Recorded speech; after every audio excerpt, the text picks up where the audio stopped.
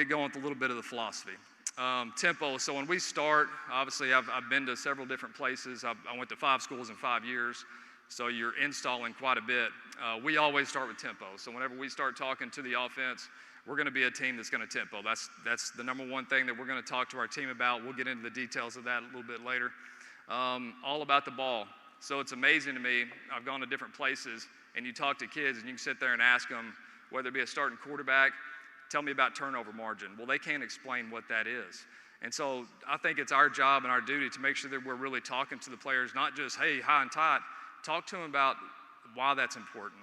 And so we talk to those guys about that. We give them stats about turnover margin and how that affects the chances of winning the game. Adapting to our personnel.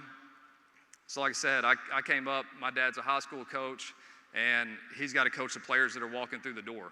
And as a college coach, obviously the transfer portal is what it is. You're able to recruit players if you're there long enough to be able to develop them. But really, you got to adapt to your personnel. Surely, if you're going into a new job, you got to make sure that you're adapting and getting the most out of the best players that you have. And that's our job as coaches. That's why they call us coach. So you got to adapt to your personnel. I'm not going to walk in there and say, this is what we're doing. You guys got to learn this. Okay, we got an idea of what we want to look like. Okay, we're going to RPO you, we're going to tempo you, we're going to put you in space. But we got to make sure that we're doing the best job to get our guys to be successful on Saturdays or Friday nights.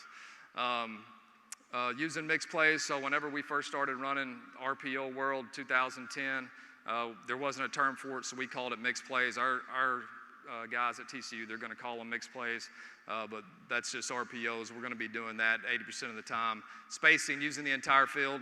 All right, gives you defined pictures, makes it easier for your quarterbacks. Every place I've been, I ask them about it when you have the wide splits. It just defines the field for them. Stress conflicts players, so they can't play both. Those guys have to serve 2 masters. Okay, they got to carry 3 vertical and they got the B gap. So what are you going to do? So we're going to read all those guys. You guys are doing the same thing. And then create the one-on-one matchups. From a pass game standpoint, we're going to have our 4-level, 3-level quick game, drop back, play action, constantly changing. I think that's a huge deal. Okay, don't ever be stagnant in what you're doing. Just because you're good last year doesn't mean you're going to be good this year. We always got guys, myself included, that are watching high school tape, that are watching college tape, that are watching NFL tape, always finding ways to get better. That's our duty, that's our job to our players in our university. And then emphasis on explosiveness, which is a pass or a run over 10 yards. If you win turnover battle and you win the explosive plays, you win the football game. That's the bottom line. So we put a ton of emphasis on being incredibly explosive, and then obviously defensively, guys are wanting to limit those explosive plays.